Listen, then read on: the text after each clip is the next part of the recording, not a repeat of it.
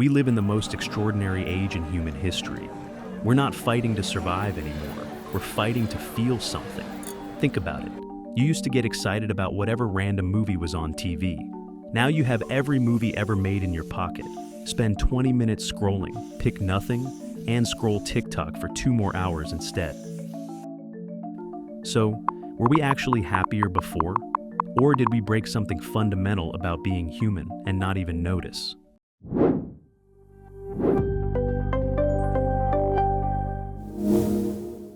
Happiness isn't one thing. It changes depending on who you ask, and when in life you ask it. For teenagers, happiness often means belonging and having a sense of purpose. At 14, nearly 80% say they're happy.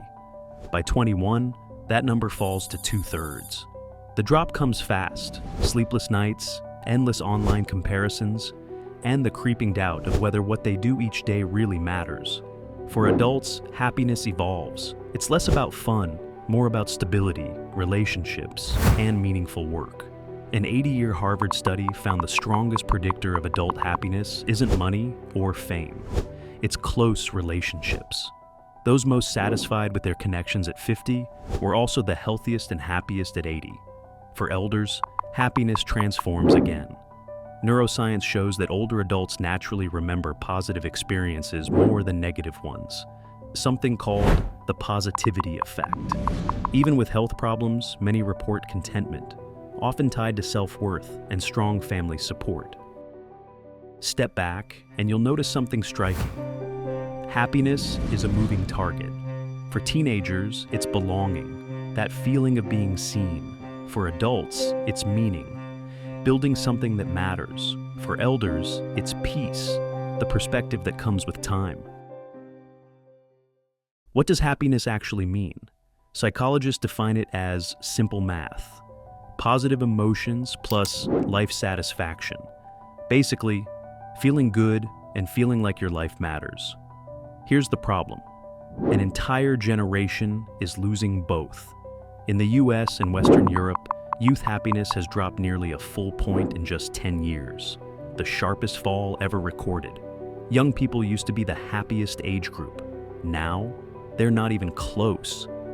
The collapse was so severe that the United States dropped out of the top 20 happiest countries in the world. So, what happened? Look at what you're holding right now, that thing in your hand. Social media promised to connect us. Instead, we became test subjects in the largest unregulated psychological experiment in human history. Think about that. We gave an entire generation a product with 0 long-term studies, 0 safety data, 0 warnings. Experts now compare it to handing experimental drugs to millions of children and just observing what happens. Well, we're not wondering anymore. The side effects are here, and they're playing out in real time. Here's where it gets more complicated.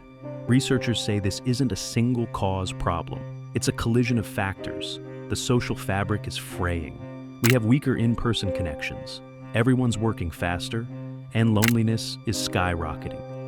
The future feels broken. Economic stress, climate anxiety, a constant sense that things are spiraling. We're drowning in options, choice overload, constant change.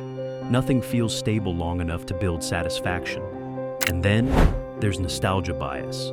Our brains trick us into thinking the past was simpler, better, and easier.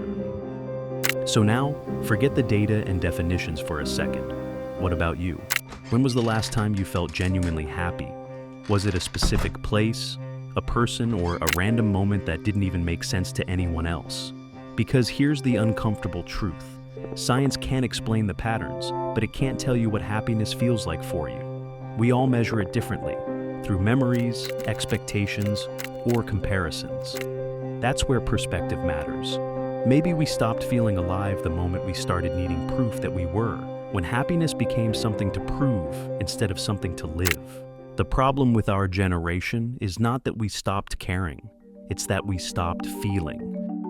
We traded curiosity for convenience, attention for algorithms, and wonder for constant noise. Maybe we were really happier before, or it just felt easier to be. In the next video, Identity Quest presents. We chase happiness because it slips away. But when it does, something else can take its place. Fear, anger, even violence. And sometimes that weight grows heavy enough to push people across a line they never thought they'd cross. In our next video, we go where most are afraid to look, inside the mind of a killer, and ask a question. What makes people kill?